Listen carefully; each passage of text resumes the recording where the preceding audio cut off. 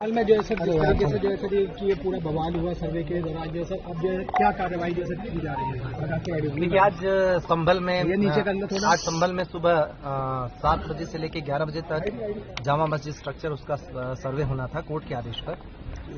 Court ने आदेश पर जो सर्वे यहाँ आई भी थी एडवोकेट कमिश्नर के साथ, और उनके साथ पर्याप्त सुरक्षा बल भी था। जिलाधिकारी और पुलिस अधीक्षक भी साथ ही गए थे, और उन सब लोगों के साथ सर्वे करने जब टीम पहुंची, शुरुआत में सब कुछ ठीक था। लगभग 2 घंटे ठीक ठाक सर्वे हुआ, कोई दिक्कत नहीं थी। उसके बाद वहां पे उसी दौरान क्राउड इकट्ठी हो गई। शुरुआत में वो लोग कुछ नारे वारे लगाने लगे, उसके बाद थोड़ी देर बाद वहां पे पथराव शुरू हो गया। पुलिस ने उन लोगों को दूर किया, हालांकि वो मस्जिद परिसर तक नहीं जाने पाए थे। पुलिस ने उनको दूर किया, और उसके बाद जब सर्वे कंप्लीट हुआ 11 बजे के थोड़ा सा बाद जब टीम निकली सर्वे करने के बाद, तो उसके बाद उन्होंने खूब पथराव करना शुरू कर दिया। 2-3 तरफ से ग्रुप थे, एक जो सामने से था, एक दाएं तरफ से, एक बाईं तरफ से, वो लगातार पथराव कर रहे थे। पुलिस ने उसके लिए बल प्रयोग किया ताकि सुरक्षित रूप से टीम को निकाला जा सके, जो सर्वे की टीम है, और आंसू गैस के गोले भी छोड़े। जो प्लास्टिक बुलेट है उसका भी इस्तेमाल किया। इस बीच में उन लोगों ने दूसरी जगह पे उनका जो ग्रुप था उसने गाड़ियां जलाना शुरू कर दिया। 3-4 गाड़ियां भी वहां पे जलाई गई, कुछ एक बाइकें भी जलाई गई हैं। उन लोगों को हटाने के लिए भी पुलिस ने फोर्स का इस्तेमाल किया। इस बीच में 2 ग्रुप आमने सामने थे, तो 3 ग्रुप बल्कि वहां पे थे 3 तरफ से। उसी बीच में गोली चली। गोली कौन से ग्रुप ने किस पे चलाई, कैसे हुआ, लेकिन उस बीच में जो गोली चली उसमें हमारे पुलिस अधीक्षक हैं, उनके पीआरओ के पैर में गोली लगी। एक डिप्टी कलेक्टर का पैर फ्रैक्चर हो गया उसी हंगामे में। एक सीओ साहब के भी छर्रे लगे हैं, और करीब 15-20 जवान घायल हो गए हैं। एक कांस्टेबल के सिर में गंभीर चोट आई है। और इस गोलीबारी में जहां तक अभी तक कंफर्म हुआ उसके हिसाब से 3 लोगों की मृत्यु भी हुई है। उन 3 लोगों के नाम है नईम जो कोट करवी से है, बिलाल जो सराय तरीन से है, और नुमान जो हयात नगर सराय तरीन से है। इन तीनों लोगों के अब पोस्टमार्टम की हम तैयारी कर रहे हैं, और जो स्थिति है अभी वो फिलहाल कंट्रोल में है। बीच में जो वो ग्रुप था वो कुछ लोग घूम के चले गए दूसरी तरफ, नखासा की तरफ, और वहां पर मैं और डीआईजी साहब मौजूद थे। वहां पे भी पथराव किया गया। हम लोगों ने उस भीड़ को खदेड़ा। बाद में एसपी और डीएम साहब भी आ गए थे। उस पथराव घटना में हमारी कोशिश रही कि उनमें से कुछ को पकड़ा जाए, और पकड़ा भी गया। उनमें 2 महिलाएं भी पकड़ी गई जो छत पर से पथराव कर रही थी, और काफी कुछ 5-6 लड़के भी पकड़े गए। अभी तक कुल मिला के जो अभी तक संख्या 15 लोगों के करीब डिटेन किया गया, उन लोगों से पूछताछ चल रही है। ये निश्चित रूप से एक उकसावे के अंदर की कार्रवाई है, जिसमें जाने भी गई हैं। ये सारे लोग नई उम्र के लड़के या तो थे या फिर महिलाएं थी। ये सारे लोग किसी न किसी उकसावे में आकर कर रहे थे, क्योंकि जो सर्वे का काम है वो कोर्ट के आदेश से पहली बात तो हो रहा है। दूसरी बात यह है कि सर्वे का काम पीसफुली चल रहा था, अभी तक कोई भी दिक्कत नहीं आई थी।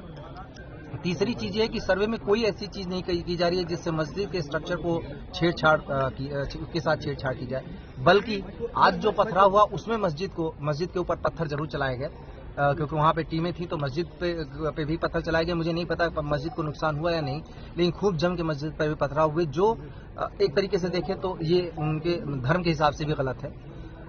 सभी को समझाने का प्रयास किया जा रहा है। सभी जनप्रतिनिधियों से भी हम लोग बातचीत में हैं, और बाकी लोगों से भी बातचीत कर रहे हैं। अभी तक स्थिति नियंत्रण में है, पूरी तरह शांत है, और आगे स्थिति नियंत्रण में ही रहे, कोई दिक्कत न हो, इसके लिए अभी हम सभी ने रणनीति बनाई है। फोर्स पूरी तरह बाहर से भी बुला ली गई है, सभी जगह फोर्स मौजूद है, और हम किसी भी तरीके की घटना इस तरीके की अगर कोई करता है या उकसावे की जो कार्रवाई कर रहा है उसकी भी पहचान कर रहे हैं, और उसको भी हम जल्दी ही कानून के दायरे में। सर जामा मस्जिद के अलावा सर दूसरे इलाकों में भी जो सर पथराव हुआ है? हाँ, मैंने अभी आपको बताया कि जो एक एरिया था नखासा, जहाँ पे मैं और डीआईजी साहब दोनों मौजूद थे, वहाँ पे भी हुआ, वहाँ पे खदेड़ दिया गया। वहाँ पे ऐसी कोई चीज तो नहीं आई कि कोई इंजरी ऐसी चीज हुई हमारे जवानों को ही जो पत्थर से लगा, लेकिन हमने कुछ लोगों को अरेस्ट किया। उसमें 2 महिलाएं भी थी जो छत पर से पत्थर चला रही थी, उनको भी अरेस्ट किया है, और हम उस पर आगे की कार्रवाई कर रहे हैं।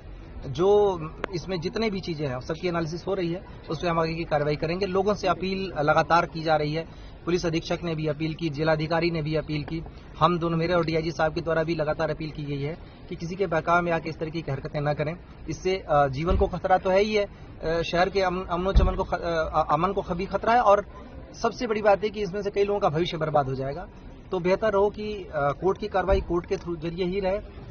कोर्ट में अपनी बात सबको रखने का अधिकार है और मौका भी है, और कोर्ट में अपनी बात रखें, इस तरीके की हरकतों से दूर रहें। सर, जिन 3 लोगों की मौत हुई है उनमें से जो नईम का परिवार है वो ये आरोप लगा रहा है कि पुलिस की गोली लगने से उनके लड़के की मौत हुई है। देखिए, इसमें पहली बात तो ये कि वो इस बात को, जितने सारे लोग हैं वो सबकी पुलिस के पास भी वीडियोग्राफी मौजूद है। जितने सारे लोग वहां आए हैं उसमें पथराव करने आए थे। इसके बाद पहली बात जो ये अगर इस बात को अगर मानते हैं कि उनका बेटा पथराव करने गया था या कोई भी व्यक्ति वहां पथराव करने गया था, उसमें क्या अनटूवर्ड्स इंसिडेंट होते हैं, ये पहली बात को जिम्मेदारी उनको लेनी चाहिए। क्या वजह थी जिसके लिए पथराव करने की आवश्यकता थी, कौन सी आपदा आन पड़ी थी, किसको किसने क्या किया या पुलिस प्रशासन ने क्या किया, पहले तो उनको ये देखने की जरूरत है।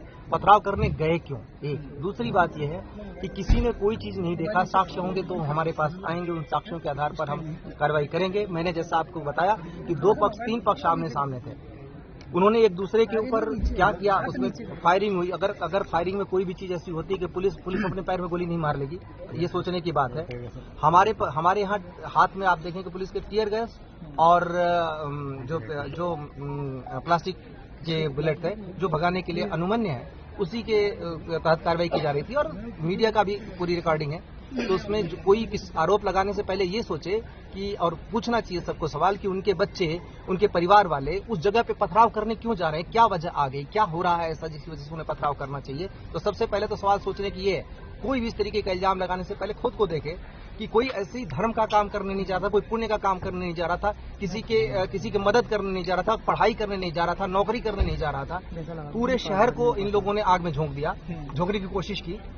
हमारे सारे जो जवान हैं अपनी जान की परवाह किए बिना उसको झेल रहे हैं, देख रहे हैं। अगर ऐसा ही होता कि पुलिस को गोली मारनी है